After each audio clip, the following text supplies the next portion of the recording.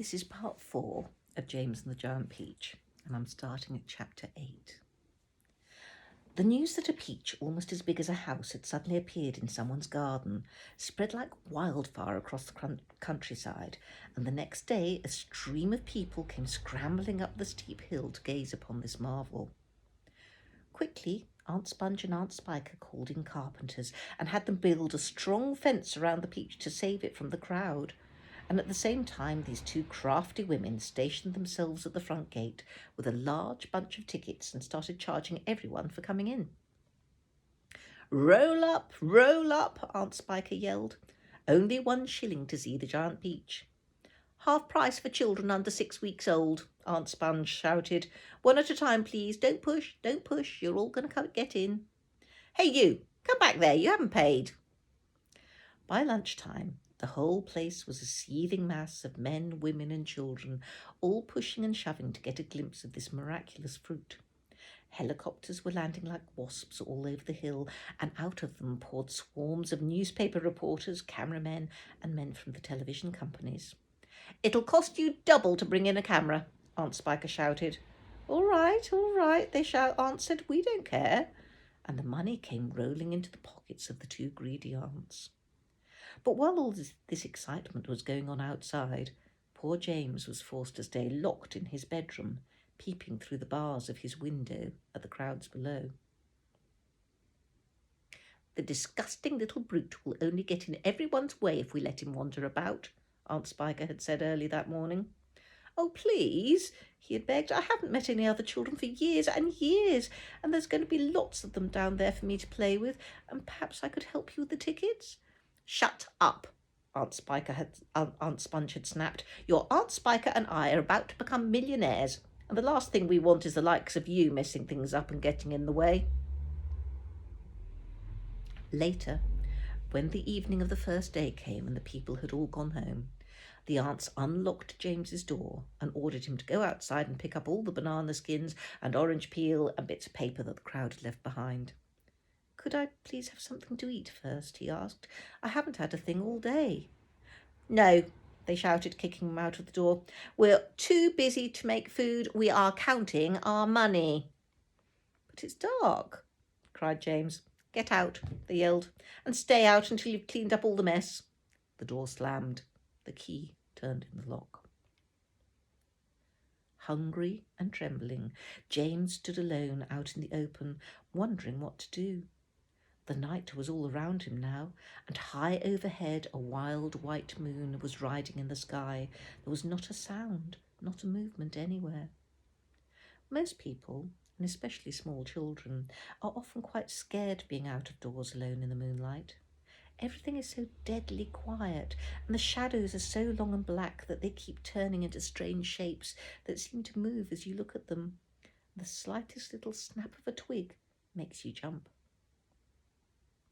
James felt exactly like that now.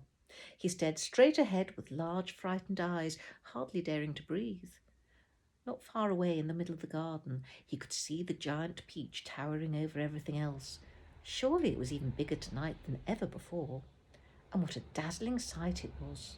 The moonlight was shining and glinting on its great curving sides, turning them to crystal and silver. It looked like a tremendous silver ball lying there in the grass, silent, mysterious and wonderful. Then all at once, little shivers of excitement started running over the skin on James's back. Something else, he told himself, something stranger than ever this time is about to happen to me again soon. He was sure of it. He could feel it coming. He looked around him and wondered what on earth it was going to be. The garden lay soft and silver in the moonlight. The grass was wet with dew, and 1,000,000 dewdrops were sparkling and twinkling like diamonds around his feet. And now suddenly the whole place, the whole garden, seemed to be alive with magic. Almost without knowing what he was doing, and as though drawn by some powerful magnet, James Henry Trotter started walking slowly towards the giant peach. He climbed over the fence that surrounded it and stood directly beneath it, staring up at its great bulging sides. He put out a hand and touched it gently with the tip of one finger. It felt soft and warm and slightly furry, like the skin of a baby mouse. He moved a step closer and rubbed his cheek lightly against the soft skin, and then suddenly, while he was doing this, he happened to notice that right beside him and below him, close to the ground, there was a hole in the side of the peach. Chapter 10. It was quite a large hole, the sort of thing an animal about the size of a fox might have made. James knelt down in front of it and poked his head and shoulders inside. He crawled in. He kept on crawling. This isn't a hole, he thought excitedly. It's a tunnel. The tunnel was damp and murky, and all around him there was a curious bittersweet smell of fresh peach. The floor was soggy under his knees, and the walls were wet and sticky, and peach juice was dripping from the ceiling. James opened his mouth and caught some of it on his tongue. It tasted delicious. He was crawling uphill now, as though the tunnel was leading straight towards the very centre of the gigantic fruit. Every few seconds he paused and took a bite out of the wall. The peach flesh was sweet and juicy and marvellously refreshing. He crawled on for several more yards, and then suddenly, bang! The top of his head bumped into something extremely hard, blocking his way. He glanced up. In front of him there was a solid wall that seemed at first as though it was made of wood. He touched it with his fingers. It certainly felt like wood, except it was very jagged and full of deep grooves. "Oh, good heavens," he said, "I know what this is.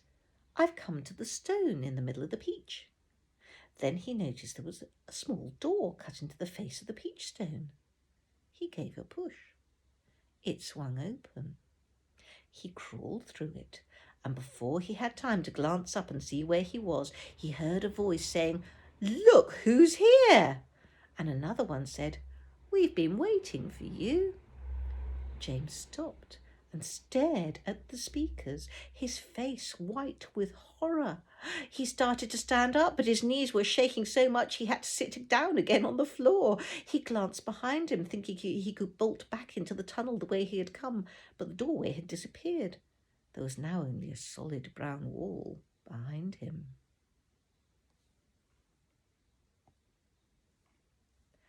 And more next time.